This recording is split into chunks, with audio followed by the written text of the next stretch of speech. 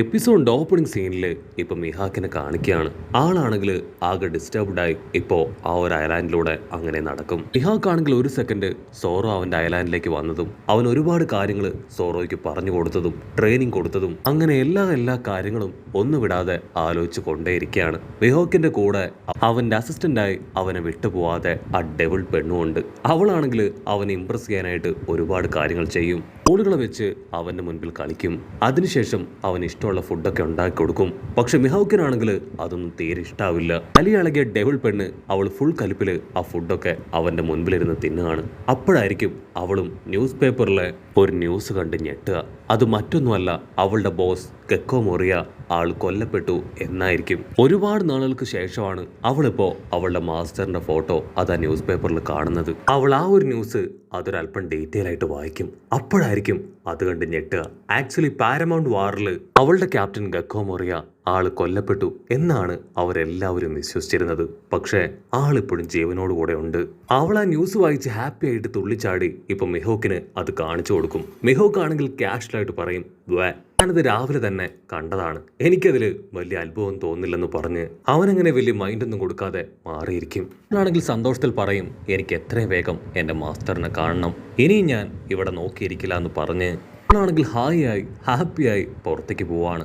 അപ്പോഴായിരിക്കും അവൾ ഒരു സെക്കൻഡ് മിഹാക്കിനെ കുറിച്ച് ആലോചിക്കുക.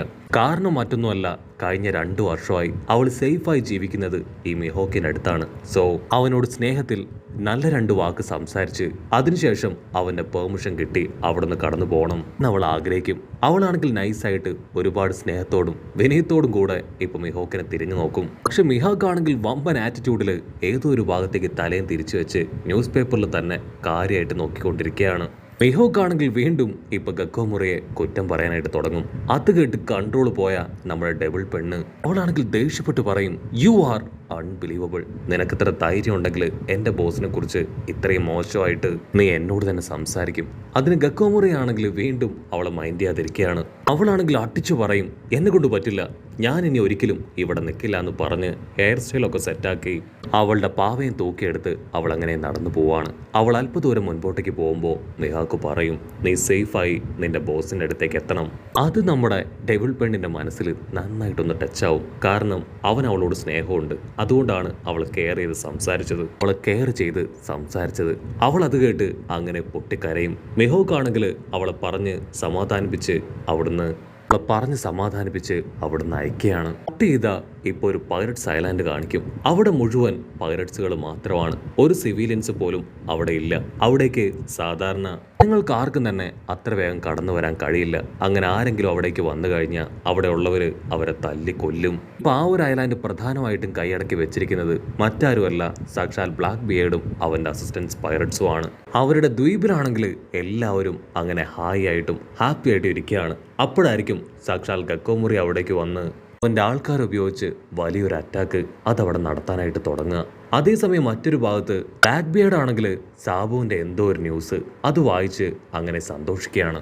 ഇവിടെ ഗെക്കോ മൊറിയ്ക്കാണെങ്കിൽ ആവശ്യം അവന്റെ അസിസ്റ്റന്റ് അപ്സലമാണ്. അപ്സലത്തെ അവസാനമായിട്ട് ബ്ലാക്ക് ബിയേർഡ് ആണ് തട്ടിക്കൊണ്ട് പോയതെന്ന് അവന് നന്നായിട്ട് അറിയാം. സോ അപ്സലം എവിടെയും ചോദിച്ച് ഗെക്കോ മൊറിയെയും അവന്റെ ആൾക്കാരും അവരെല്ലാവരും ഒരുമിച്ച് നിന്ന് ആ ഒരു ഐലാൻഡ് അങ്ങനെ തകർത്തു വാരും. അവിടുന്ന് അങ്ങനെ സൂം ഔട്ട് ചെയ്ത ബ്ലാക്ക് ബിയേർഡിനെ കാണിക്കും. അവനാണെങ്കിൽ CCTVയിൽ ഈ കാര്യങ്ങളെല്ലാം കണ്ട് അങ്ങനെ ഇരിക്കുകയാണ്. ബ്ലാക്ക് ബിയേർഡിന് നന്നായിട്ട് അറിയാമായിരുന്നു ഇന്നല്ലെങ്കിൽ നാളെ ഗെക്കോ മൊറിയ അവൻ അപ്സലത്തെ അന്വേഷിച്ച് അവന്റെ അടുത്തേക്ക് എത്തുമെന്ന്. ഗെക്കോ മൊറിയ ആണെങ്കിൽ നിർത്താതെ പ്രശ്നങ്ങൾ ഉണ്ടാക്കിക്കൊണ്ടേയിരിക്കുകയാണ്. അവന്റെ ആ സോൾ പവർ അതുപയോഗിച്ച് അവിടെ ഉണ്ടായിരുന്ന ബ്ലാക്ക് ബിയേർഡിന്റെ എല്ലാ ആൾക്കാരെയും പിടിച്ച് വലിച്ച് അച്ചരം പൊച്ചരം കടിക്കുകയാണ്.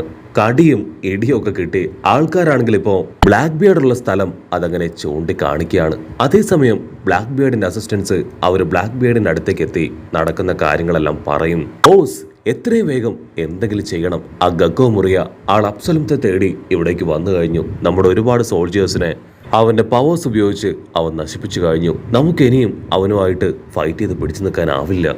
ഇവിടെ കൺട്രോൾ പോയ ഗെക്കോ മൊറിയ ആണെങ്കിൽ ഒച്ചത്തിൽ വിളിച്ചലറും, അപ്സലം, നീ ഇവിടെ എവിടെയെങ്കിലും ഉണ്ടെങ്കിൽ എത്രയും വേഗം എൻ്റെ അടുത്തേക്ക് വരണം. എനിക്കിനിയും ഇവിടെ വെറുതെ ഫൈറ്റ് ചെയ്ത് നിൽക്കാനായിട്ട് കഴിയില്ല. എനിക്ക് എത്രയും വേഗം നീയുമായിട്ട് ഇവിടുന്ന് തിരികെ പോകണം. നിന്നെ തിരികെ കിട്ടിയിട്ടില്ല എങ്കിൽ ഈ ഒരു ഐലാൻഡും ഇവിടെ ഉള്ളവരെ എല്ലാവരെയും മുഴുവനായിട്ട് നശിപ്പിച്ച് ഞാൻ തിരികെ പോകുമെന്ന് പറയും. അടുത്ത നിമിഷം ആരുടെ ഒരു ശബ്ദം അവൻ കേൾക്കും. ഇത് മറ്റാരുടെയോ അല്ല, അവൻ അന്വേഷിച്ചു വന്ന സാക്ഷാൽ അപ്സരത്തിന്റെ ശബ്ദമാണ്. അപ്സരത്തിനെ കാണുമ്പോൾ തന്നെ അവന് ഭയങ്കര സന്തോഷം. ഗഗ്ഗോമുറിക്കാണെങ്കിൽ അപ്സരത്തെ കണ്ട് ഭയങ്കര സന്തോഷം. ഓ മൈ ഗോഡ്, ഒരുപാട് കാലമായി നിനക്ക് വേണ്ടി ഞാൻ അന്വേഷിച്ച് ഓരോ ഭാഗത്തും അലഞ്ഞു തിരിഞ്ഞ് നടക്കുകയായിരുന്നു. ഇപ്പോഴാണ് എനിക്ക് നിന്നെ കണ്ടെത്താനായത്. നീ ഇവിടെ ഹാപ്പിയാണോ? അതിനവൻ പറയും, എനിക്കിവിടെ യാതൊരു കുഴപ്പമില്ല, ഞാനിവിടെ വളരെ ഹാപ്പി ആയിട്ടും ഫണ്ണായിട്ടുമാണ് ജീവിക്കുന്നതെന്ന് പറഞ്ഞ് അങ്ങനെ തുള്ളിച്ചാടും. ഗഗ്ഗോമുറിക്കാണെങ്കിൽ അത് കേട്ട് ഭയങ്കര സന്തോഷം. അവനാണെങ്കിൽ അവന്റെ ബീസ്റ്റുകളെയും മോൺസ്റ്റേഴ്സിനെയും എല്ലാത്തിനെയും ഇപ്പൊ തിരികെ കപ്പലിലേക്ക് അയക്കും. ആക്ച്വലി അപ്സലത്തിന് ഒരുപാട് ഡിഫറെന്റ് കഴിവുകളുണ്ട്. അവനെ കൊണ്ട് ഇൻവിസിബിളായി പല കാര്യങ്ങളും ചെയ്യാനായിട്ട് കഴിയും. അതുകൊണ്ട് തന്നെ ബ്ലാക്ക് ബിയർഡ് അവനിവനെ തട്ടിക്കൊണ്ടുവന്ന് യൂട്ടിലൈസ് ചെയ്യുകയാണ് എന്നാണ് ഇത്രയും കാലവും ഗഗ്ഗോമുറിയെ കരുതിയത്. പക്ഷെ അപ്സലം അവൻ ഹാപ്പിയാണെന്ന് അറിയുമ്പോൾ ഗഗ്ഗോമുറിയ്ക്കും വല്ലാത്ത സന്തോഷം തോന്നും. അവരങ്ങനെ കാഷ്വലായിട്ട് സംസാരിക്കുന്ന അതേ സമയം ഇപ്പൊ ഗഗ്ഗോമുറിയുടെ തൊട്ടു പുറകിൽ ആരോ ഒരാൾ വരുവാണ്. അത് മറ്റാരുമല്ല, ടെമ്പിൾ ടൗണിൽ നിന്ന് രക്ഷപ്പെട്ടു പോയ സാക്ഷാൽ ഷെരു. അവൻ അതിനുശേഷം ബ്ലാക്ക് ബിയർഡിന്റെ അസിസ്റ്റന്റായി ഇവിടെയാണ് ജീവിച്ചു വന്നത്. ഗഗ്ഗോമുറിയ്ക്കാണെങ്കിൽ ഒന്നും മനസ്സിലാവില്ല. കാരണം ഈ ഒരു ഇൻവിസിബിൾ പവർ അത് അപ്സലത്തിൻ്റെതാണ്. അതെങ്ങനെ ഇവന് കിട്ടി?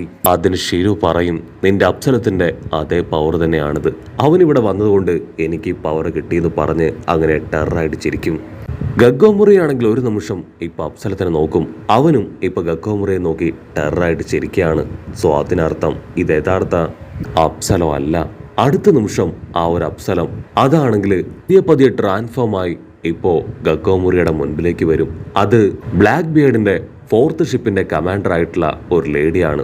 നീണ്ട മൂക്കുള്ള ഒരു മോൺസ്റ്റർ ലേഡി. ആ മൂക്ക് ലേഡിയാണെങ്കിൽ ഹായ് ആയിട്ട് പറയും, അപ്സലത്തെ ഞങ്ങൾ ആരും തേടി കണ്ടുപിടിച്ച് ഇവിടേക്ക് കൊണ്ടുവന്നതല്ല, അവനായിട്ട് സ്ട്രെയിറ്റ് ഇവിടേക്ക് വന്നതാണ്. ഇവിടേക്ക് എത്തിപ്പെട്ട അവന്റെ പവർ തിരിച്ചറിഞ്ഞ ഞങ്ങൾക്ക് ആവശ്യമായിട്ടുള്ളത് അവന്റെ പക്കൽ നിന്ന് എടുത്തു എന്ന് പറഞ്ഞ് അവരങ്ങനെ ചിരിക്കുകയാണ്. നിനക്കിപ്പോൾ ആവശ്യം അപ്സലമല്ലേ? അവന്റെ ഡെഡ് ബോഡി അതിവിടെ സേഫ് ആയിട്ടുണ്ടെന്ന് പറയും. അത് കേൾക്കേണ്ട താമസം ഗഗ്ഗോമുറിയ അവൻ ദേഷ്യത്തിൽ അലറും. അപ്പൊ അവിടുന്ന് അങ്ങനെ ക്യാമറ സൂം ചെയ്ത് ബ്ലാക്ക് ബിയർഡ് അവൻ ഈ കാര്യങ്ങളെല്ലാം കണ്ട് പൊട്ടിച്ചിരിക്കും. അതിനുശേഷം കൈ ചുരുട്ടി മുകളിൽ ആഞ്ഞെട്ടിക്കുകയാണ്. അവന്റെ ആ ഒരു ഇടിയിൽ ഇപ്പൊ ഐലാൻഡ് തന്നെ കിട്ടിങ്ങി വിറയ്ക്കും. അതിനുശേഷം അവൻ ഉച്ചത്തിൽ നിലവിളിച്ച് പറയും, ഗഗ്ഗോമുറിയ, ഇതെന്റെ കോട്ടയാണ്, സാക്ഷാൽ ബ്ലാക്ക് ബിയർഡിന്റെ കോട്ട. ഇവിടെ ഞങ്ങളുടെ ആൾക്കാർ ഹാപ്പി ആയിട്ട് ജീവിക്കുകയാണ്. നീ ഇപ്പം മരണത്തെ തേടി വന്നിരിക്കുകയാണ്. നിനക്ക് നല്ലൊരു മരണം അത് തീർച്ചയായിട്ടും കിട്ടും. ഓൾറെഡി ആ സാബോ അവനാണെങ്കിൽ ആ വലിയ മീറ്റിംഗ് നടക്കുന്ന സ്ഥലത്തേക്ക് പോയി വലിയ വലിയ പ്രശ്നങ്ങൾ ക്രിയേറ്റ് ചെയ്യുകയാണ്. മറ്റൊരു ഭാഗത്ത് സാക്ഷാൽ ലൂഫി അവൻ കൈഡോയെ തകർക്കാൻ അവന്റെ സ്ഥലത്തേക്ക് പോയി കഴിഞ്ഞു. ബിഗ് മോം ആണെങ്കിൽ ലൂഫിയെ തകർക്കാൻ ലൂഫിയുടെ അടുത്തേക്ക് പോയിരിക്കുകയാണ്. അങ്ങനെ എല്ലാവരും വാശിയോടെ ഒരു വലിയ സിംഹാസനത്തിന് വേണ്ടി മത്സരിക്കുകയാണ്. പക്ഷേ വിധിക്കപ്പെട്ടവൻ തീർച്ചയായിട്ടും ആ സിംഹാസനത്തിലിരിക്കും എന്ന് ബ്ലാക്ക് ബിയർഡ് പറയുന്നതോട് കൂടെ ഈ ഒരു എപ്പിസോഡും അവസാനിക്കുന്നു.